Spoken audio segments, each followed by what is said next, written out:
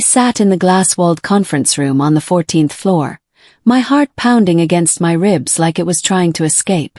CEO Trent Mallory had called an urgent leadership meeting 30 minutes ago, and the moment I tried to enter the building that morning, I'd known something was catastrophically wrong.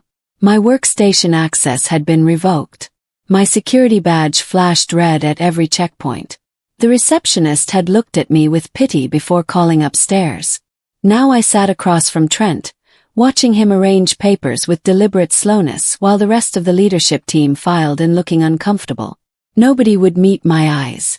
Trent finally looked up, and his smirk made my stomach drop. He slid a manila folder across the polished table toward me. "Laurel," he said, my name sounding like an insult in his mouth. "We've decided that we no longer require your contributions to this company. Effective immediately."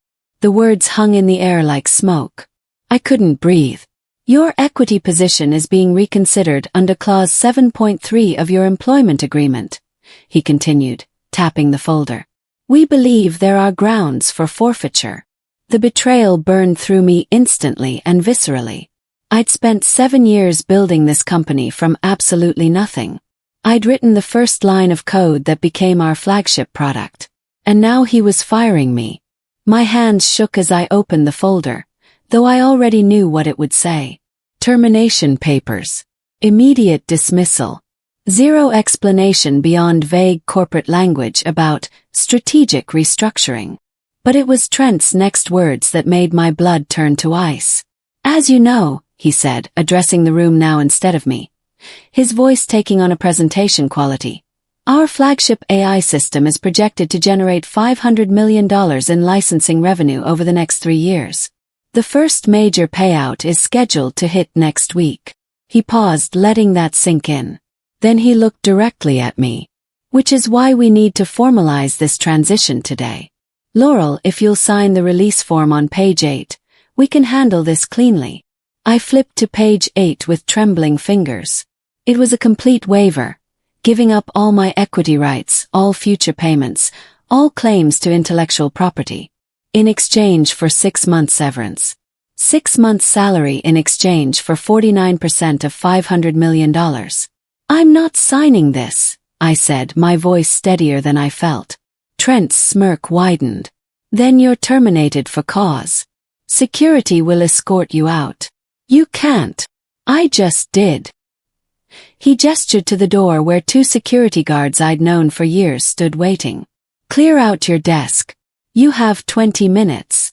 As they walked me out, I heard Trent laugh loudly in the conference room. Finally got rid of that dead weight.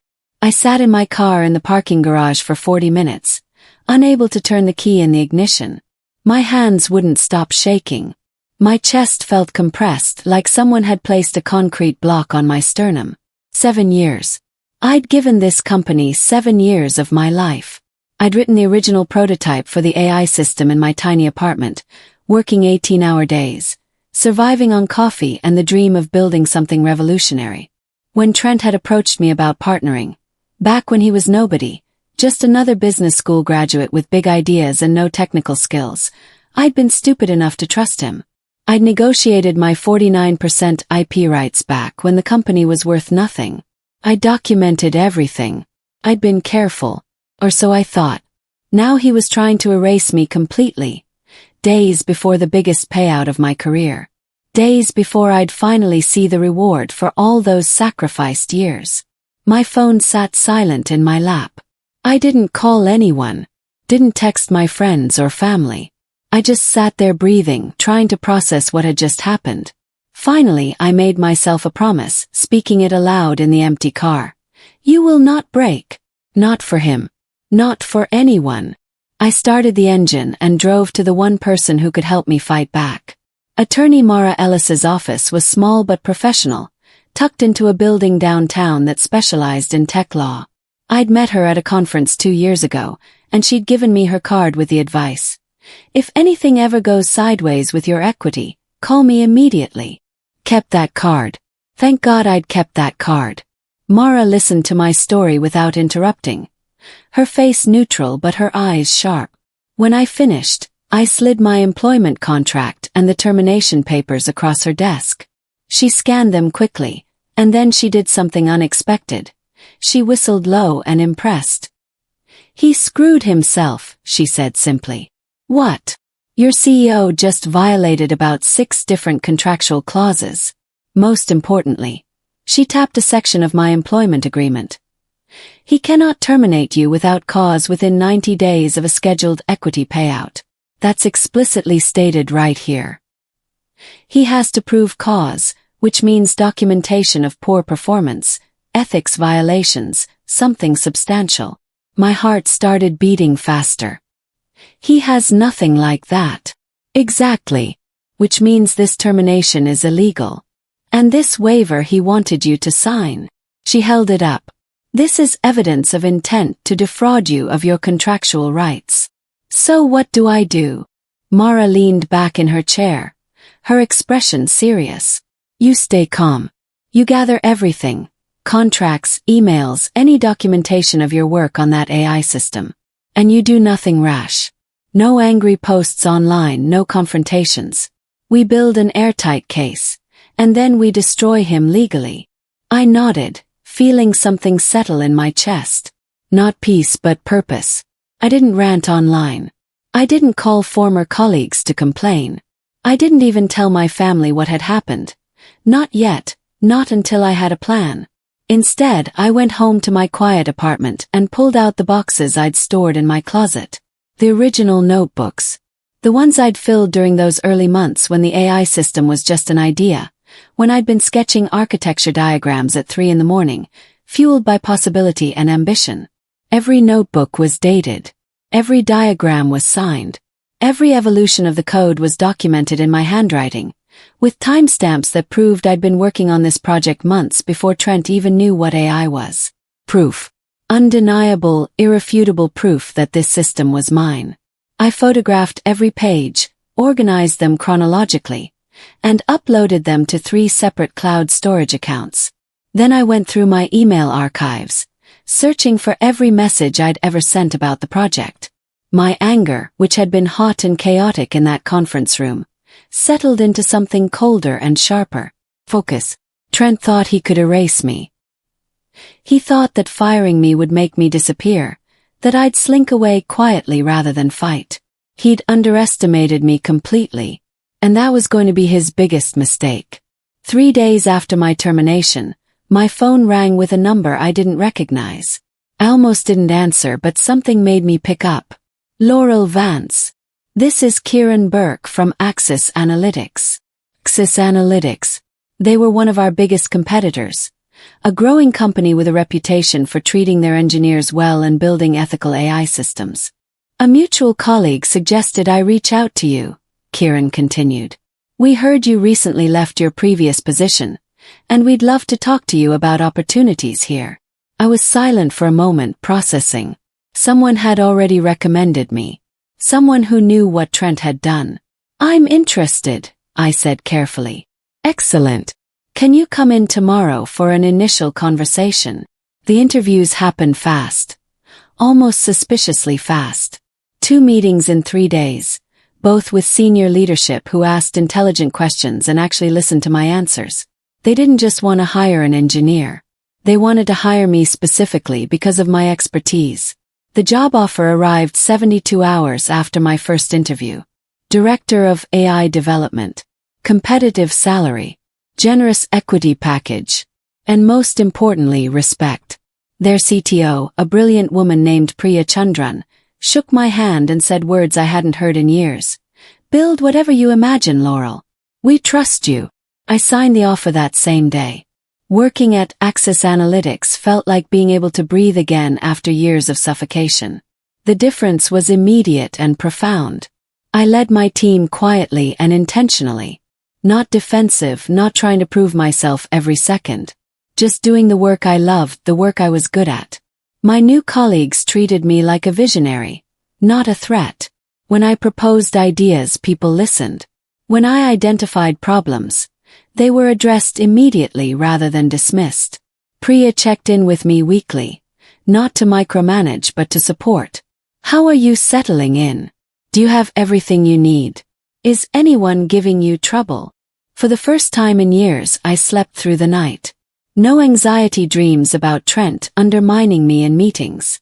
No waking up at 3 a.m. worried about whether my work would be credited to someone else. I slowly became the version of myself I'd been before Trent's company. Confident, creative, excited about my work. The version Trent had pretended wasn't valuable. My team at Axis was small but brilliant. They respected my experience without resenting my leadership. Within 2 weeks, we'd mapped out a development plan for a new AI system that would fix every flaw I'd identified in Trent's version. I was coming back to life. And Trent had no idea what I was building. Meanwhile, Trent's company was unraveling without me, though I didn't learn about it from seeking information out. I stayed off their social media, avoided their website, kept myself focused on my new work. But former colleagues still reached out privately. People who'd respected me, who'd seen what Trent did and were quietly horrified. The system crashed during the beta demo with the government contract. One engineer texted me. Major bugs in the neural network optimization. Trent blamed the interns. Another message a week later. 3 clients complained about data processing errors. The ones you warned him about last year. He's pretending he never heard those concerns. I didn't respond to most of these messages. I just filed the information away mentally. Without me, the cracks were showing. The system I'd built was sophisticated, and Trent had never bothered to understand how it actually worked. He'd just taken credit for it, basked in the praise, and assumed it would run itself. Now, with me gone, he was discovering the truth. Complex systems need expert maintenance. They need someone who understands every line of code, every algorithm, every potential failure point. He'd fired that person, and now he was paying the price. Investors were starting to ask questions. Why were demos failing? Why were clients unhappy? Where was the technical leadership? Trent had no good answers. 2 weeks after I joined Axis, Trent made his biggest public mistake. He posted a long, self-congratulatory essay on LinkedIn about his journey building the AI system. He called it My Invention and described in detail how I designed every aspect of this revolutionary technology. My name didn't appear once. 7 years of work erased completely. The post went viral in the tech community. Thousands of likes, hundreds of comments praising his innovation and vision. I forced myself to read it once, then closed my laptop before I said something I'd regret. But 20 minutes later, my phone started buzzing with notifications. People were tagging me in the comments. I opened LinkedIn again and saw that Marcus Webb, a former senior engineer from Trent's company, had written a comment. Strange. I distinctly recall Laurel Vance building the original prototype entirely by herself. In fact, she had a working system before you even joined the company, Trent. Interesting how memory works. My breath caught. Marcus had just publicly called Trent a liar. Within minutes, Trent deleted the comment. But it was too late. Dozens of people had already screenshotted it. The images were circulating through private tech industry chats, being shared and reshared. The narrative was cracking. People were starting to ask questions. And Trent was panicking. At Axis, I was designing something better than anything I'd ever built. A cleaner, safer, more efficient version of the AI system. One that fixed every flaw Trent had ignored when I'd warned him. Better data processing. Stronger security protocols. More ethical AI decision-making frameworks. Everything I'd wanted to implement but had been blocked from doing because Trent prioritized speed over quality. Priya reviewed my initial designs and her eyes went wide. Laurel, this is extraordinary. If we can build this, we'll leapfrog everyone in the market. We can build it, I said with certainty. I know exactly how. Then you're green-lit. Full budget approval. Whatever resources you need. I kept my role in the project relatively quiet. Axis's public announcements mentioned new AI development, but didn't specify my involvement. That was strategic. I wanted Trent to have no warning about what was coming. My team worked fast and focused. We had a working prototype within 6 weeks, something that should have taken 3 months. The difference was simple. We weren't dealing with Trent's ego, his poor decisions, his need to take credit for everything. We were just building something excellent. And when it launched, it was going to change everything. Mara filed formal arbitration papers exactly 30 days after my termination. I'd wanted to wait to build the perfect case, and now we had it. The legal notice arrived at Trent's company on a Wednesday morning, demanding production of all contracts, emails, and documentation related to my ownership stake and the development of the AI system. According to Marcus, who still had friends inside the company, Trent had laughed when he received it. "She's throwing a tantrum," he'd told his board of directors. "This is just a disgruntled employee trying to extort money. We'll bury her in legal fees until she gives up." But his board didn't laugh. They demanded immediate compliance with the discovery request. They wanted copies of everything, every contract, every email, every document that might be relevant. And that's when Trent's first real problem appeared. Because when you've been lying about someone's contributions for years, when you've been systematically taking credit for their work and erasing their involvement, you leave a trail. Emails that contradict your public statements.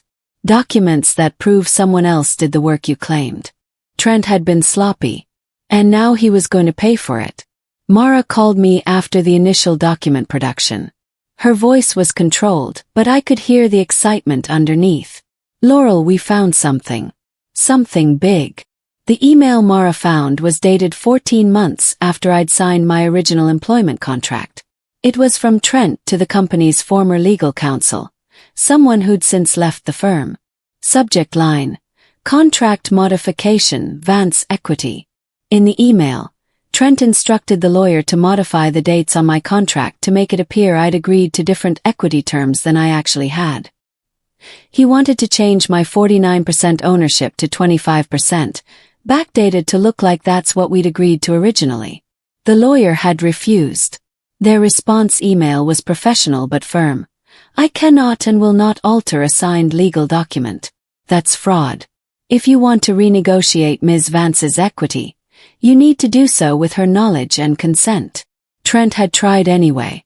Mara found evidence that he'd attempted to digitally modify the contract himself, changing dates and terms. But he'd been sloppy. The metadata still showed the original timestamps. The editing history was preserved in the document properties. When Mara showed this to the company's current compliance officer during discovery, the woman's face had gone pale. "This is Exhibit A in our arbitration," Mara told me. "He tried to defraud you. It's documented."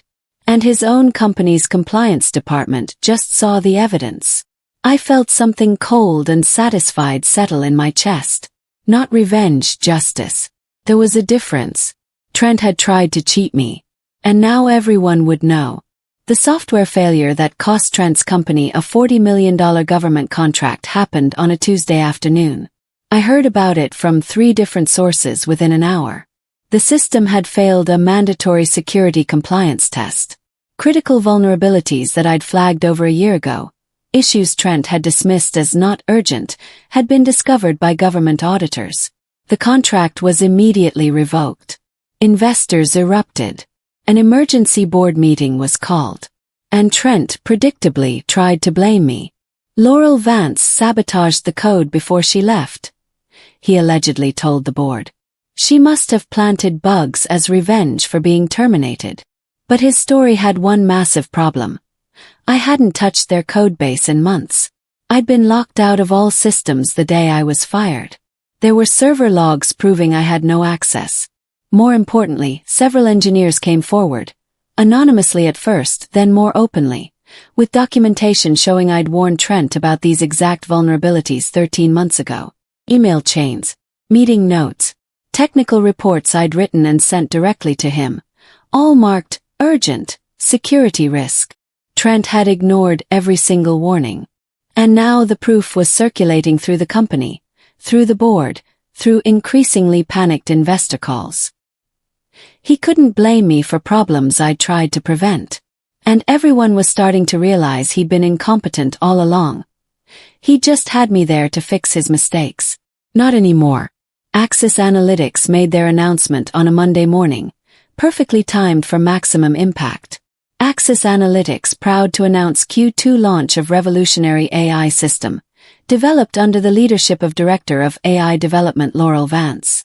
The press release detailed the system's capabilities, its security features, its ethical AI framework. It positioned Axis as the new leader in the space, leaving our competitors, including Trent's company, struggling to catch up. Within hours, 3 major investors pulled funding commitments from Trent's company and redirected them to Axis. The tech press started asking questions. Why is Laurel Vance's name suddenly appearing with a competitor? What happened at her previous company? Trent's board went into crisis mode. Emergency meetings, panicked phone calls, demands for explanations about why their technical leader, the one person who actually understood their flagship product, had left and immediately built something better for a competitor. Marcus texted me. The board is questioning everything Trent's done. He's calling secret meetings, but no one can solve the software problems. Everyone knows we need you and you're never coming back. I read the message twice, then put my phone away and got back to work. I had a launch to prepare for, and I wasn't wasting another second thinking about Trent Mallory. He'd made his choices. Now he could live with the consequences. My phone rang late on a Friday night, a number I recognized immediately even though I deleted it from my contacts weeks ago. Trent. I almost didn't answer. But curiosity won, and I wanted to hear what desperate words he'd say. Laurel. His voice sounded strained, trying for casual but failing. I think we got off on the wrong foot. I'd like to talk about resolving this situation privately, between professionals. What situation? Kept my voice neutral. This arbitration thing. It's unnecessary. Bad for both of us. Why don't you drop it, and I'll consider licensing some of your old work back to you.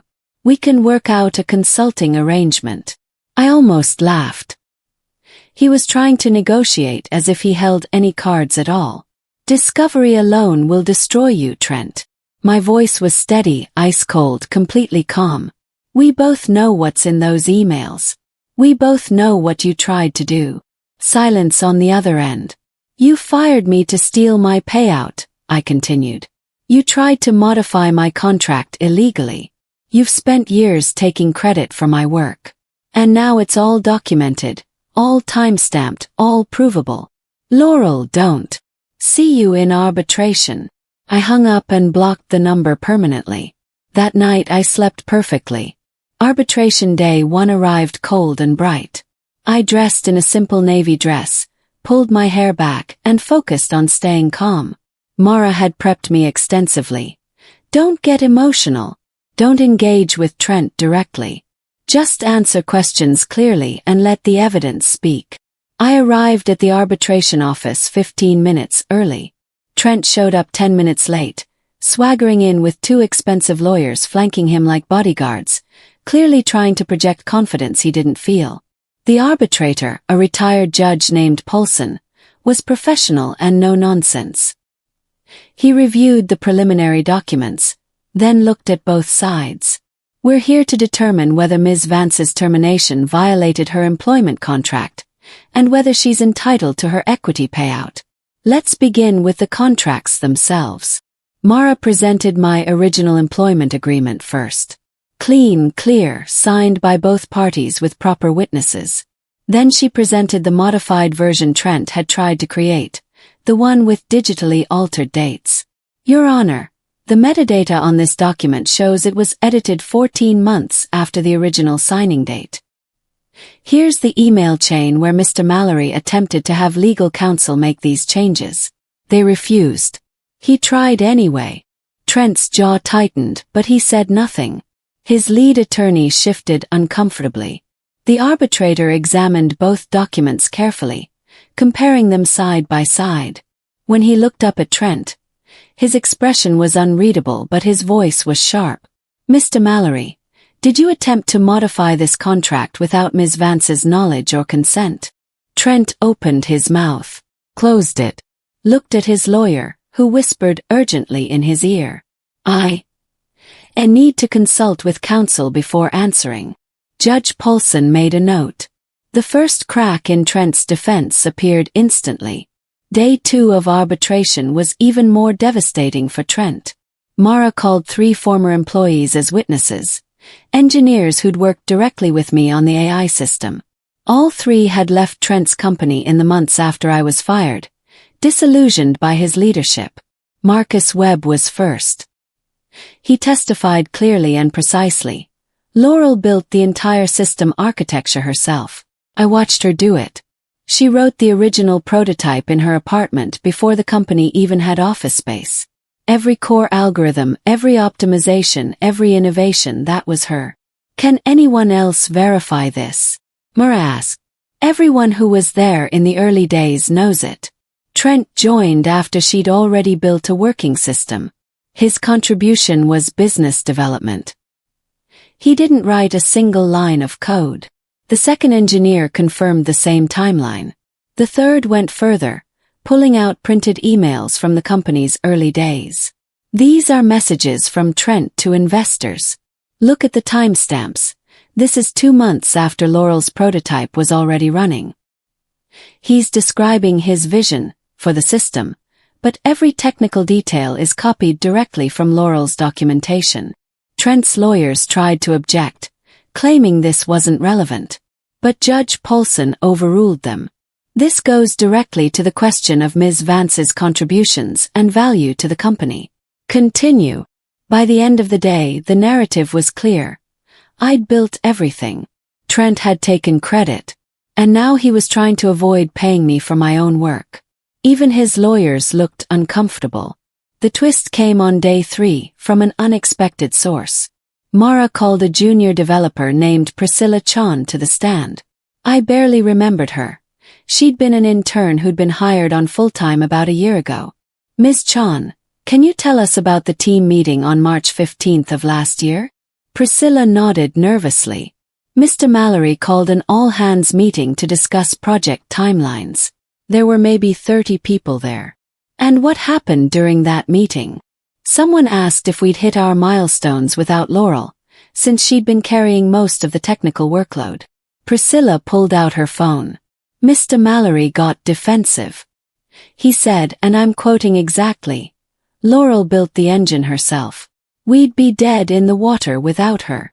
Mara's expression didn't change, but I saw the satisfaction in her eyes. Do you have proof of that statement? Yes. Priscilla held up her phone. I recorded the meeting. I was worried about being blamed for timeline delays, so I started recording important meetings to protect myself. She handed her phone to the arbitrator. The video played on a screen visible to everyone in the room. There was Trent, larger than life, caught in his own words. Laurel built the engine herself. We'd be dead in the water without her. The color drained from Trent's face as his own voice echoed through the room. His lawyers leaned in, whispering frantically, but the damage was catastrophic and immediate. He'd admitted it. On camera. Months before firing me and trying to take everything I'd built. Judge Paulson replayed the video once more, then made a note in his file. Thank you, Ms. Chan. The hearing was effectively over. Everyone in that room knew it. The investor revolt started before arbitration even concluded.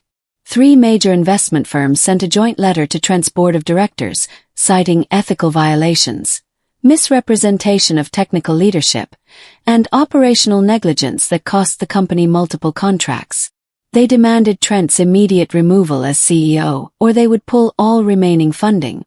The letter was leaked, probably by one of the investors themselves, and hit tech news sites within hours. The headline was brutal. Investors demand CEO resignation after fraud allegations. Trent's board, which had been defensively supporting him publicly, turned on him instantly. Not out of moral outrage, but out of self-preservation. If they kept him, the company would collapse completely. They could survive his departure if they acted fast enough. A board member I'd met exactly twice called my lawyer. We want Ms. Vance to know that the board had no knowledge of Mr. Mallory's actions. We're cooperating fully with the arbitration and will ensure appropriate remedies. Translation: They were throwing Trent under the bus to save themselves. Mara forwarded me the message with a single word. Winning. I replied with a smile emoji, then got back to work on the Axis project. Watching Trent's empire crumble was satisfying, but building something better was more important. Justice wasn't about his downfall. It was about my restoration. The internal audit was damning. Trent's board commissioned a forensic review of his tenure as CEO. Partly to cover themselves legally, partly to build a case for his removal. What they found went beyond just my situation. Unauthorized attempts to fast-track product releases without proper testing. Dozens of ignored security reports. Multiple instances of taking credit for employees' work. Systematic suppression of dissenting opinions in leadership meetings. And most damaging, evidence that he'd attempted to delete files related to my ownership stake in the weeks before firing me. His IT department had recovered them from backup servers, complete with timestamps showing his access. The audit report was submitted as evidence in arbitration. Mara walked Judge Paulson through every finding, methodically building a picture of systematic misconduct. Your Honor, this isn't just about one termination. This is about a pattern of behavior designed to defraud Ms. Vance of her contractual rights while enriching Mr. Mallory. Trent's lead attorney tried one last desperate defense. Mr. Mallory made some poor judgment calls, but that doesn't mean Ms. Vance is entitled to. Poor judgment. Judge Paulson's voice cut through the room like a knife. Counsel, your client attempted to commit fraud. That's not poor judgment. That's criminal behavior. The room fell silent. Even Trent's lawyers looked defeated. The arbitration was essentially over. All that remained was determining damages. On the final day of arbitration, Judge Paulson asked if I wanted to make a statement before he issued his ruling. I stood up slowly, smoothed down my dress, and walked to the front of the room. I'd prepared nothing formal. Mara had advised me just to speak from the heart. I looked directly at Trent for the first time since this started. His face was drawn. His confidence completely shattered. I built that system with integrity, I said quietly but firmly. Every line of code, every algorithm, every innovation. I worked 18-hour days. I sacrificed relationships, sleep, my health because I believed in what we were creating. My voice didn't shake. I felt no anger anymore, just certainty. I was fired not because I wasn't valuable, but because I was too valuable. Because someone decided it would be cheaper to steal my work than to pay me fairly for it. All I want is what I earned. What I'm legally entitled to. And acknowledgement of the truth. The room was absolutely silent. Judge Paulson was watching me intently. Even Trent's lawyers had stopped taking notes. I built that system, I repeated. Not him. Me. And everyone here knows it. I sat back down. Mara reached over and squeezed my hand once. Judge Paulson nodded slowly, then turned to his computer and began typing his ruling. 20 minutes later, he read it aloud. And everything changed. The judgment was brutal and unambiguous. I find that Ms. Laurel Vance's termination violated her employment contract in multiple substantive ways. Mr. Mallory's attempt to force waiver of her equity rights constitutes fraudulent inducement. His modifications to her contract constitute fraud. Judge Paulson continued reading, his voice steady and unemotional, but every word was devastating for Trent. Ms. Vance is hereby awarded her full 49% equity payout, calculated at the originally scheduled distribution date. This amounts to $245 million based on the company's current licensing projections. I heard Trent make a strangled sound. I didn't look at him. Additionally, Ms. Vance is entitled to her proportional share of all future royalties generated by the AI system she developed. The company is ordered to issue a public statement acknowledging Ms. Vance as the original creator and lead architect of the system. Furthermore, I am awarding Ms. Vance compensatory damages of $5 million for the attempted fraud and emotional distress caused by Mr. Mallory's actions. All financial payments are due within 60 days. The public acknowledgement must be issued within 14 days and remain publicly accessible for no less than 5 years. Judge Paulson closed his folder and looked directly at Trent. Mr. Mallory, you attempted to steal from someone who built your company. That is unconscionable. This ruling is final and binding. Trent collapsed into his chair. His face completely drained of color. I sat perfectly still, letting the words sink in. $245 million. Public acknowledgement. Future royalties. Everything I'd earned, everything I'd been owed. Justice. Trent Mallory was removed as CEO within 48 hours of the arbitration ruling. The board issued a terse press release. Following an internal review, Trent Mallory has resigned his position effective immediately. The company is committed to rebuilding trust with stakeholders and properly recognizing the contributions of all team members. Resigned. As if he'd had a choice. The tech press ran wild with the story. Articles appeared everywhere. CEO ousted after trying to defraud lead engineer. How one woman fought back against workplace theft and won. The $245 million arbitration that changed everything. My name was finally in the headlines. Not as Trent's employee, but as the creator of revolutionary AI technology who'd stood up for herself. Former colleagues celebrated in private group chats. Several reached out to apologize for not speaking up sooner, for staying silent when they knew what Trent was doing was wrong. We were scared, Marcus admitted. But watching you fight back made us realize we should have supported you from the beginning. I forgave them. Fear was understandable. Courage was rare. Trent's reputation was destroyed overnight. The business podcasts that had featured him, the conference keynotes he'd been scheduled for, the award nominations, all vanished. He became a cautionary tale about ego, theft, and the consequences of underestimating people. Several think pieces were written about the pattern of powerful men taking credit for women's work in tech.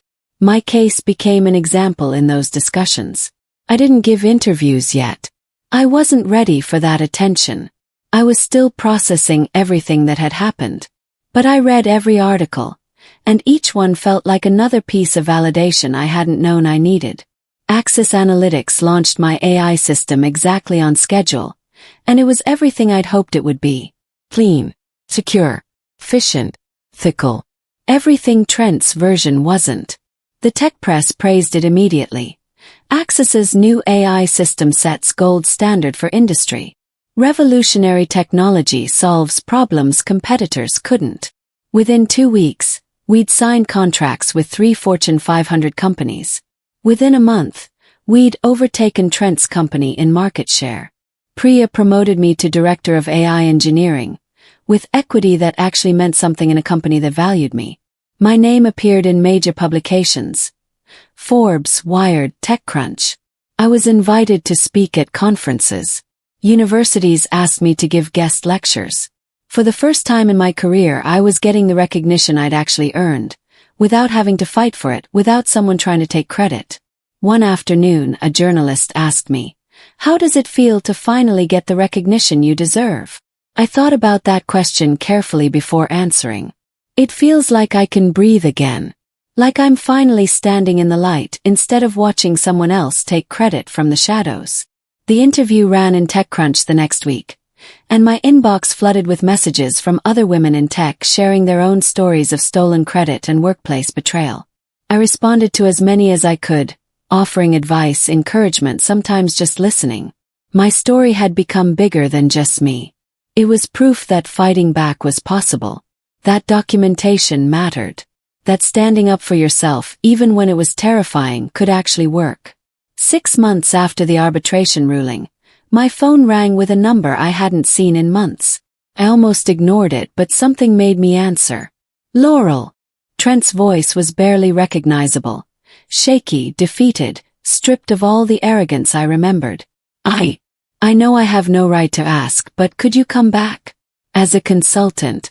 The company is struggling. The board, they respect you. We need help, and I need your help. I stood at my office window at Axis, looking out over the city. My office. My team. My company that valued me. Trent, I said calmly, feeling nothing but closure. I'm where I'm supposed to be.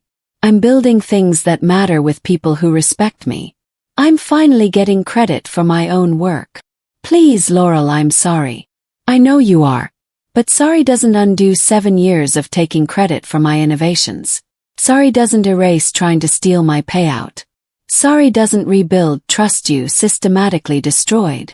Silence on the other end. Good luck with everything, Trent. I genuinely hope you learn from this.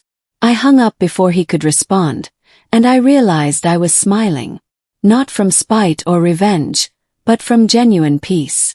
Justice had been served. My dignity was restored. My victory was earned, not taken.